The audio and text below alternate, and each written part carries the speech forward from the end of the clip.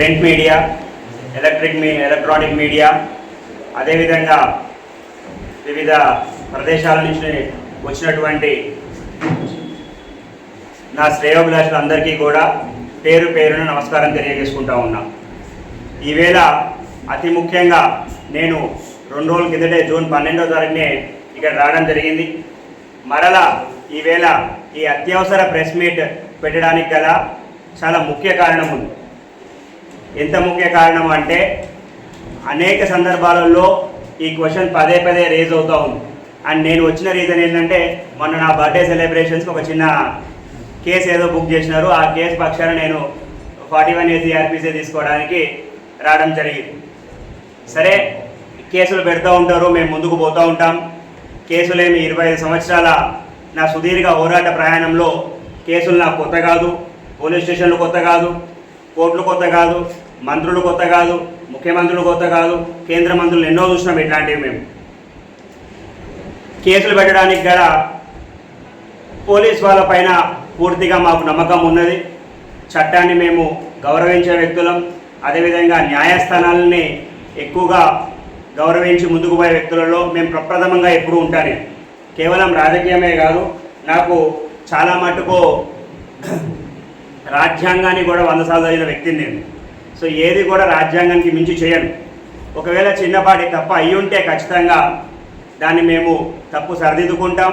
మున్ముందు కాలంలో అది తప్పు అని మాకు తెలిసింది.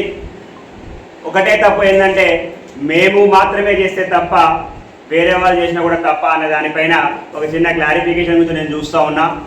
అదేవిధంగా ఈ కేసులు ఏవైనా ప్రేరేపితమై ఉంటే మాత్రం, ఒకవేళ ఈ పర్టికులర్ రీజన్కి కేసు పెట్టినామని ఉంటే మాత్రం మహబూబాబాద్ జిల్లాకు నేను ఆరంభం నుంచి ఎప్పటి నుంచి స్టార్ట్ అయినాను అంటే వరద ఎప్పుడైతే వచ్చిందో మహబూబాబాద్ నుంచి, ఆ రోజు నుంచి నేను మహబూబాబాద్కి రావడం మొదలుపెట్టిన.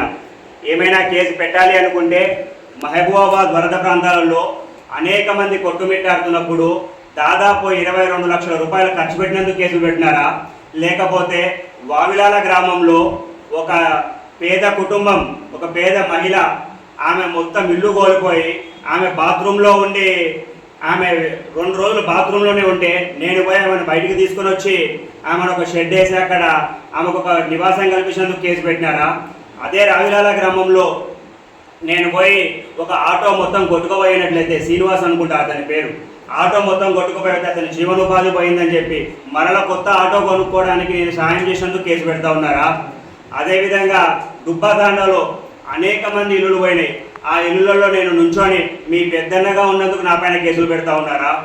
అదేవిధంగా మర్రిపేట స్కూల్లో పిల్లలు ఫ్యాన్లు లేక అలమటించిపోతూ ఉంటే 35-34 ఫ్యాన్లు ఇచ్చినందుకు నా పైన కేసు పెడతా ఉన్నారా? అదేవిధంగా గార్ల బయ్యారంలో మేము ఫ్యాన్లు ఇచ్చినాం, దానికని కేసులు పెడతా ఉన్నారా? అదేవిధంగా మహబూబాబాద్ మోడల్ స్కూల్కి నా వంతు సహాయం చేసినాం, దానికని కేసులు పెడతా ఉన్నారా? ఇట్లాంటి నేను చెప్పుకుంటూ పోతా ఉంటే ఒక రోజు మొత్తం అవుతుంది. మొన్నటికి మొన్న ఎవరూ లేనిది డోర్నకల్ పుణ్యతండాలో ఒక పేద కుటుంబం, ఒక సుమారు 80 సంవత్సరాల వృద్ధ జంటలు, వాళ్ళు ఇల్లు కోల్పోతే రోడ్డు పైన పడుకొని ఉంటే వాళ్ళకు తీసుకుపోయి ఒక నివాస గృహం చేసినందుకు నా పైన కేసులు పెడతా ఉన్నారా?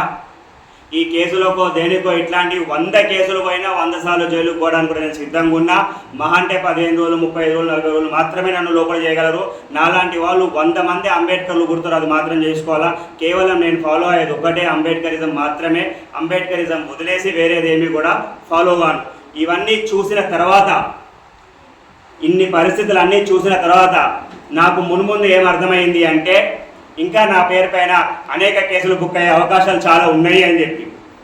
సో నేను తీసుకుంటున్నటువంటి ఈ నిర్ణయం అది కఠోర నిర్ణయమో నాకు తెలియదు, కాకపోయినా సరే నిరంతరం ప్రజాసేవలో ఉండాలి అని చెప్పి నిర్ణయం తీసుకున్నా. ఆ నిర్ణయం ఏంటంటే, నేను ప్రస్తుతం కిసాన్ పరివార్ సంస్థకి సీఈఓగా ఉన్నా. ఈ క్షణం నుంచి కిసాన్ పరివార్ సంస్థ సీఈఓగా నేను రాజీనామా చేస్తూ ఉన్నా. ఈ క్షణం నుంచి నేను కిసాన్ పరివార్ సీఈఓగా రాజీనామా చేస్తూ ఉన్నా. ఈ క్షణం నుంచి 24 గంటలు బై 7 నేను పరిపూర్ణంగా ప్రజాక్షేత్రంలోనే ఉంటా. అంటే రాజకీయంలో కాదు, మళ్ళా రిపీట్ చేస్తా ఉన్నా, ప్రజాక్షేత్రంలోనే ఉంటా. ప్రజల కొరకు, ప్రజల చేతకు, ప్రజల వద్దకే ఉంటా. ఇంకా ఏమైనా డౌట్ వస్తే ఈ కేవలం నేను కిసాన్ పరివార్ లిమిటెడ్గా ఏవైతే పదవులలో ఉన్నానో వాటికి రాజీనామా చేస్తాను. కానీ మళ్ళొక్క డౌట్ రావచ్చు, మీకు నాకు భూపాల్ నాయక్కి ఏమైనా సంబంధాలు చెడిపోయినావని. మా స్నేహబంధం ఎల్లప్పుడూ అలాగే ఉంటుంది.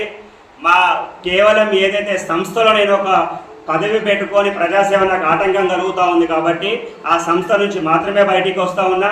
నేను నా ఫ్యామిలీ ఆయన ఫ్యామిలీకి ఉన్నటువంటి బంధాలు అలాగే ఉంటాయి. అదేవిధంగా భూపాల్ నానావత్కి నాకు ఉన్న స్నేహబంధం ఎప్పుడు వరకు పోతూనే ఉంటుంది. గత సంవత్సర కాలంగా ఒంటరిగానే పోరాటం చేస్తూ ఉన్నా, ఎవరికి ప్రతినిధిగా లేను, ఏ సంస్థకి ప్రతినిధిగా లేను. ఇక ముందు చేసే పోరాటాలు కూడా ఒంటరిగానే చేస్తా.